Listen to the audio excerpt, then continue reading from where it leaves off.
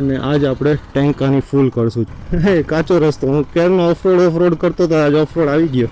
તલાવની પારે આવી ગયા આપણે.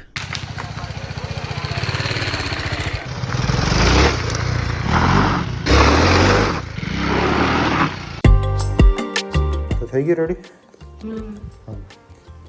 So this is all new our BMW GS 310. ચલ રેડી, હેલ્મેટ પહેર લે.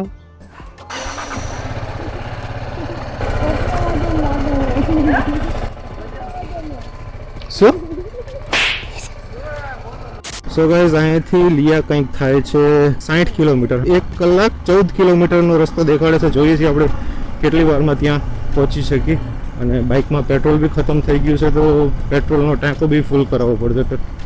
તો મિત્રો, હવે અહીંયા પેટ્રોલ પંપે આપણે પહોંચી ગયા છીએ અને પેટ્રોલ પંપે મોટરસાઇકલનું પેટ્રોલ ફૂલ કરાવી લઈ અને આજ આપણે ટેન્ક આની ફૂલ કરશું. જોઈએ છીએ આપણે કેટલા રૂપિયાનું પેટ્રોલ અંદર આવે છે. ફૂલ કરી નાખો, અંદર નહીં જાય એટલું જશે.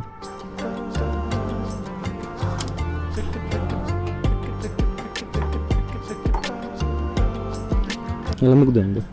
તો 970 રૂપિયાનું પેટ્રોલ આવ્યું છે. 9 લીટરના 53 મિલીલીટર. ટાંકો કહું નાનો કહેવાય. જોઈએ છે 970 રૂપિયામાં અહીંયા 270 કિલોમીટરની રેન્જ બતાવી છે. આ બટન હાચવીને મૂકતો, બટન તૂટી ગયું મિત્રો. મારા કેમેરાનું જે રેકોર્ડિંગ બટન આવે તૂટી ગયું અત્યારે રાતમાં એવું ખબર પડી. અને અહીંયા પુલનું કામ ચાલુ છે, તો મતલબ આખું ફરવા જવું પડશે. વચમાં કાંઈક એવા સમાચાર આવ્યા હતા કે આ પુલ તૂટી ગયો હતો, એના લીધે અત્યારે રિપેરિંગ કામ ચાલુ છે. પોલીસવાળા જો મસ્ત અહીંયા બંદોબસ્તમાં છે. આગળ ધૂળ તો જો ઉડી રહી. આ ખટારાવાળાને આગળ લઈ લે અને ખટારાવાળા છે સુધી અમને બગાડશે.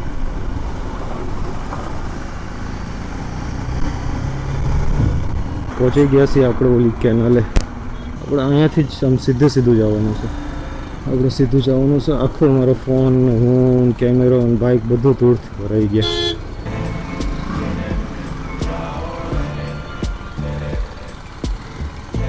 આપણે આમ જવાનું હતું, પણ હવે ગૂગલ મેપ સીધો રસ્તો દેખાડી ગયું. આપણે વરવાનું નથી, આપણે સીધું જ જઈએ અહીંથી. અને આ બાઇકમાં શું પાવર છે મિત્રો, ખરેખર ખાલી આમ ઇશારો જ કરવાની જરૂર હોય છે. તમને એક સેમ્પલ દેખાડું. અને એક સેમ્પલ પાછળ પડી જાય એમ થાય. બે હાથે મને પકડવું પડે છે. રોડ ઉપર કરતા કાચા રસ્તામાં હકાવવાની બાઇક વધારે મજા આવે. હે કાચો રસ્તો, હું ક્યારનો ઓફરોડ કરતો તો આજ ઓફરોડ આવી ગયો. રોડ ઉપર ચલાવવા કરતા આને જે આવા ખરાબ રસ્તામાં ચલાવવાની મજા આવે ને સર, ગજબ છે. આપણે આ લિયાવાળા રસ્તે ચડી ગયા છીએ. અહીંયાથી હવે છે 40 કિલોમીટર. પ્લીઝ વિડીયોને લાઇક, શેર અને સબસ્ક્રાઈબ કરતા રહ્યો, તો અમને બી મોટિવેશન મળે. તમારી માટે વિડીયો બનાવવાની મેં આટલું 6 લાખ રૂપિયાનું બાઇક લીધું છે, તમારી માટે લીધું છે કે તમને ગમે તો.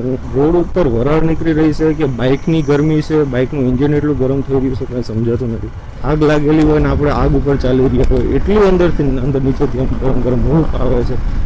સો ગાઈઝ, અત્યારે એક મને કોલ આવી ગયો હતો, તો કોલ એટેન્ડ કરવા માટે મારે ઊભું રહેવું પડ્યું. અને બીજી પ્રોબ્લેમ એવું થઈ ગયું કે જે મારો એક્શન કેમેરો છે એ થઈ ગયો તો ફૂલ હીટ, તો હેંગ મારી ગયો તો, બંધ થઈ ગયો તો. અત્યારે માન અહીંયા અંદર 20 મિનિટ અમે બેઠા ત્યારે જ હતા કેમેરો ચાલુ થયો. હવે અહીંયાથી વરવાનું બતાવે છે, ક્યાંથી વરવાનું અને હવે કાંઈ હૂજ પડતી નથી ક્યાંથી ક્યાં જવાનું કાંઈ. સીધો રસ્તો હશે. તલાવની પારે આવી ગયા આપણે. હાલ એ બાને થોડુંક ઓફરોડ તો કરી. ગૂગલ મેપ આમ આપણને હેરાન ન કરો, પણ આમ હેરાન કરે. ચોથો રસ્તો પકડાયો ગૂગલ મેપે તો. આખો તલાવની પારે જ ચડી ગયા આપણે. તો આમ તો જો ગામડાની તલાવ રસ્તો તો આ રહ્યો અહીંયા, પણ કામ ચાલુ બંધ છે. લિયા જવા માટે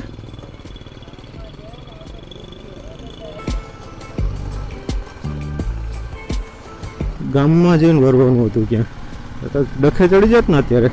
પતલી ગલીઓમાંથી જવાનું છે.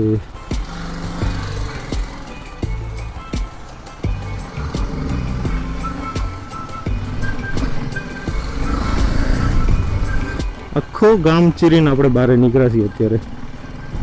આખું ગામ આપણને અને આપણા બાઇકને જોઈ રહ્યા હતા. BMW છે ભાઈ, BMW. કેમ કે પહેલી વખત જ્યારે મેં જોયું તો હું 2 ઘડી જોઈ રહ્યો હતો આને.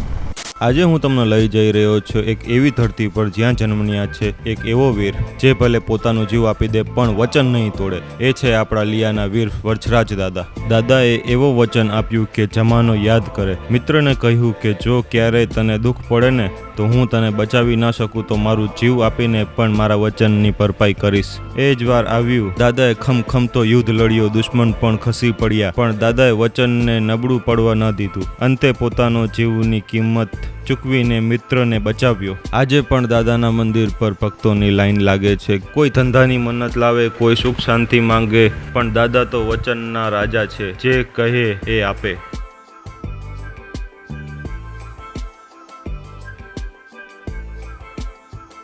તો મિત્રો હવે હું તમને કરાવવા જઈ રહ્યો છું વીર વાછડા દાદાજીનું દર્શન.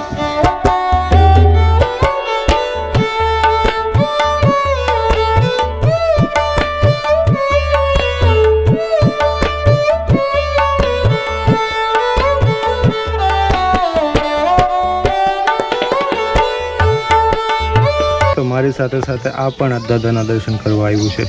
બોલો વીર વર્ષરાજ દાદાની જય. છે વીર વર્ષરાજ દાદાની જગ્યા અને અહીંયા બી તમે જોવા જાઓ ને અહીંયા તમને રસોડું મળી જશે જ્યાં દાદાનો પ્રસાદ બને છે. રવિવારના દિવસે દુનિયાનું પબ્લિક અહીંયા આવ્યું હોય છે અને અહીંયા જે બાજુમાં જે ગ્રાઉન્ડ રહ્યું ને એ ગ્રાઉન્ડમાં મેળો લાગ્યો હોય છે. આ છે દાદાને હવન કરવાની જગ્યા અને સામે જે દેખાઈ રહ્યું છે એ નારિયેલ ફોડવાની જગ્યા છે. અહીંયા વીર વર્ષરાજ દાદાના મંદિરે એવું છે કે લેડીઝ લોકોને ઉપર જવાની પરમિશન નથી. એ લોકોના દર્શન કરવા હોય તો અહીંયા નીચે જે આંગણું છે ત્યાં બેસીને જ એમના દર્શન કરવા પડે. બહારથી અંદર ન જઈ શકે એવી વાછડા દાદાનો એવો નિયમ છે. અહીંયા જોરદાર તરસ લાગી જતો. પેલા પાણી પીવીને અહીંયા શેરડીનો રસ ગયો પણ ક્યાં શેરડીનો રસ નથી ચડતો.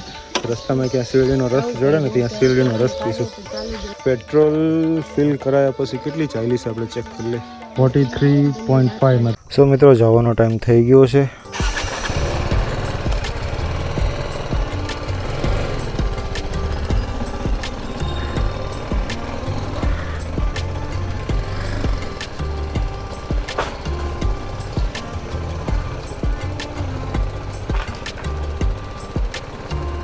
સો ગાઈઝ મારી પાસે અત્યારે બીજો કેમેરો તો નથી પણ એક મોબાઈલના કેમેરાથી જુગાડ કર્યો છે આવી રીતના વિડીયો બનાવવાની. અને લિયા બોલો વીર વર્ષરાજ દાદાની જય. તો બસ વાછડા દાદાથી નીકળી ગયા છે ને હવે જાય છે અહીંથી સીધું ધ્રાંગધ્રા જઈશું. અહીંયા માતાજીના દર્શન કરશું પછી સાંજ સુધી બેસું ઘડીક મોડો સુધી અને પછી નીકળી જઈશું સુરેન્દ્રનગર માટે. કેમ કે કાલ સેટરડે છે અને સેટરડેનું અમારો પ્લાન છે મસ્તી વોટર પાર્કમાં નાહવા માટે જવું છે. તો ટિકિટ લેવાઈ ગઈ છે 700 રૂપિયા એક જણની ટિકિટ છે. જો ન જઈએ ને તો ਫਿਰ તકલીફ પડી જાય એટલે અમે જવાના છીએ અહીંયા.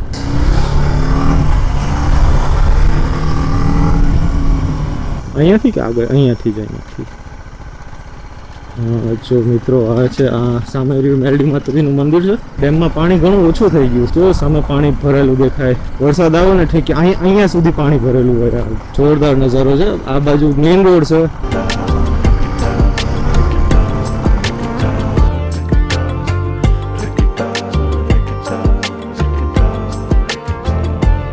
કેવું રહ્યું આયેલું લોકેશન ખતર પાછળ ડેમ જે છે ને ડેમનું લોકેશન કેવું મસ્ત લાગી રહ્યું છે. અને બાઇકનો જે વ્યૂ નો ફોટો આવ્યો છે કેવો આવ્યો છે? મસ્ત આવ્યો છે ને. મસ્ત ગજબ.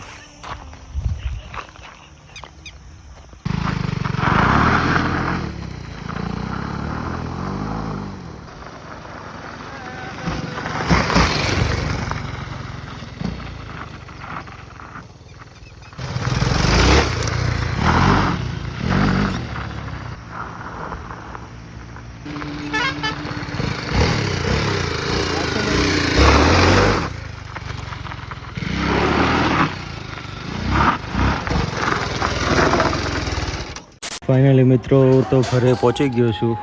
આજનો સફર અને ઘણો હેક્ટિક રહ્યો. આજે જે તાપ લાગ્યો છે તાપના લીધે અમે બહુ હેરાન થયા. પણ જે એડવેન્ચર કરવાની મજા આવી છે, જે 70-80 કિલોમીટર અમે ગાડી ચલાવી, બાઇક ચલાવ્યું આપણું, ખરેખર બહુ મજા આવી. સૌથી જાજી મજા તો જે અમે કેનાલ રોડ ઉપર ચડ્યાની આજે મેં મારા બાઇકમાં સ્ટન્ટ કરવાની જે મજા આવી હતી ને એમાં ખરેખર મજા આવી. તો આજના બ્લોગમાં એટલું જ હતું. ઉમ્મીદ કરું છું તમને બ્લોગ પસંદ આવ્યો છે. બ્લોગ પસંદ આવ્યો તો બ્લોગને લાઈક, શેર અને સબસ્ક્રાઈબ કરી દેજો. મળીએ આપણે આવા નવા બીજા બ્લોગમાં. ત્યાં સુધી જય હિન્દ, જય માતાજી, વંદે માતરમ.